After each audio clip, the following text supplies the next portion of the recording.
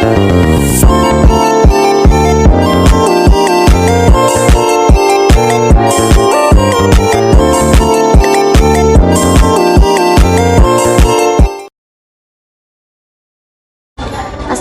warahmatullahi wabarakatuh. Perkenalkan, nama saya Diana Syafitri dengan NIM 2324 1440 11037. Saya dari Prodi D3 Keperawatan tingkat 1 Fakultas Ilmu Kesehatan Universitas Muhammad Nasir Bukit Tinggi.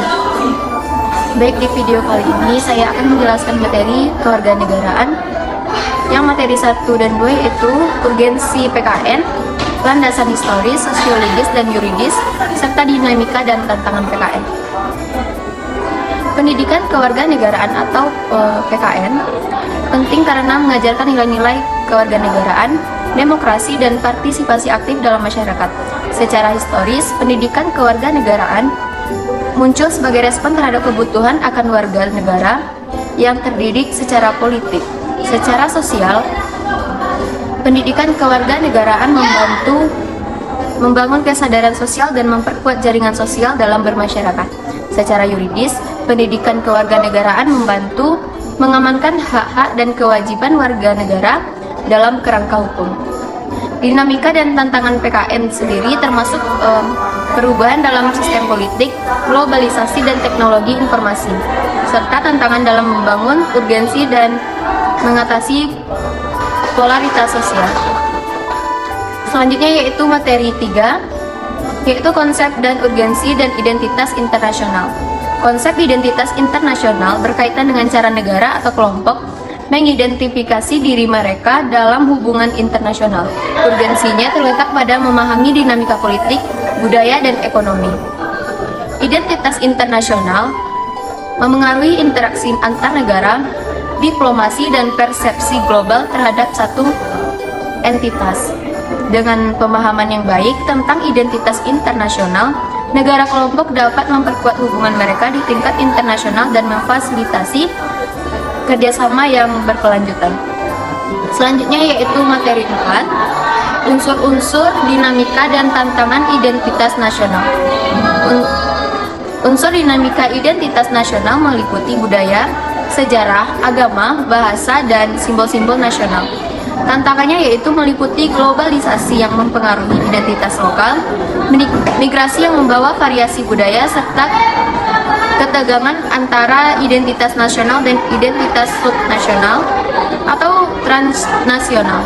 Perubahan teknologi dan media sosial juga dapat mempengaruhi cara identitas nasional dibentuk dan dipertahankan. Memahami dinamika dan tantangan ini penting untuk memelihara kesatuan dan stabilitas dalam suatu negara ataupun bangsa. Selanjutnya yaitu materi 5 yang berjudul konsep dan urgensi dan integrasi nasional. Integrasi nasional adalah proses mempersatukan beragam kelompok dalam suatu negara menjadi satu kesatuan yang kokoh secara politik, sosial, dan budaya. Urgensinya terletak pada membangun stabilitas, keharmonisan, dan identitas bersama dalam masyarakat yang beragam.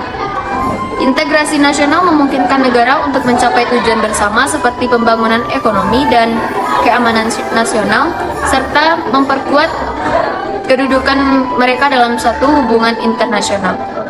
Dan yang terakhir yaitu materi 6, landasan dinamika dan tantangan integrasi nasional. Landasan dinamika integrasi nasional meliputi pembangunan ekonomi yang inklusif, pengakuan hak-hak minoritas, pendidikan yang merangsang persatuan, serta kebijakan yang mempromosikan integrasi nasional. Tantangannya meliputi ketegangan antar etnis, agama, dan budaya. Memahami dinamika dan tantangan ini penting untuk merancang kebijakan yang efektif dalam memperkuat integrasi nasional. Baik, itulah materi yang dapat saya sampaikan. Dari materi tersebut, kontribusi saya sebagai mahasiswa di bidang kesehatan yang dapat saya lakukan yaitu diantaranya edukasi kesehatan. Saya dapat mengambil peran dalam menyebarkan informasi tentang gaya hidup sehat, pencegahan penyakit, dan pentingnya perawatan kesehatan terhadap lingkungan sekitar baik di dunia maya ataupun di lingkungan sekitar saya. Yang kedua, saya dapat memahami pengembangan sumber daya manusia dengan pelatihan dan pendidikan yang saya dapatkan di kampus ataupun di luar kampus.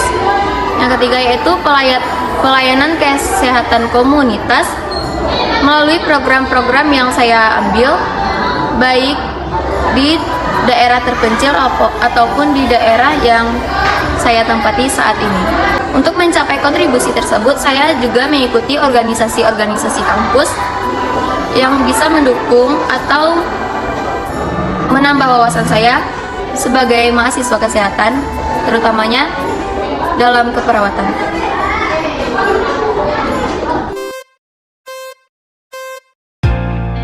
Untuk teman-teman yang berminat dengan dunia kesehatan, teman-teman bisa bergabung dengan kampus kami, Universitas Muhammad Nasir Bukit Tinggi, yang beralamat di Jalan Tan Malaka, Bukit Sangang Kayu Remang, Kecamatan Guguk Panjang, Kota Bukit Tinggi, Sumatera Barat.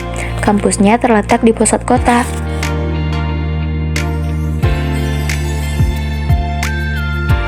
Universitas Muhammad Nasir Bukit Tinggi memiliki 2 fakultas, yaitu Fakultas Ilmu Kesehatan dengan program studi S1 Administrasi Rumah Sakit, S1 Farmasi, S1 Gizi, S1 Keperawatan, Profesi Nurse, D3 Keperawatan, dan D3 Kebidanan. Fakultas Sosial dan Humaniora dengan program studi S1 Administrasi Publik, S1 Akuntansi, dan S1 Hukum.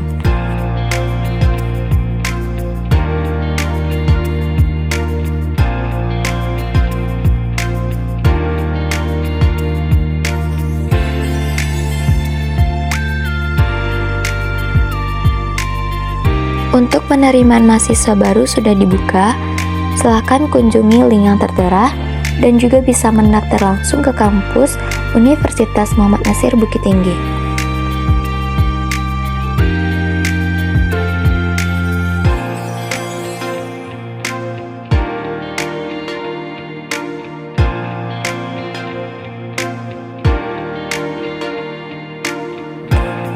Baik, sekian video dari saya. Assalamualaikum warahmatullahi wabarakatuh.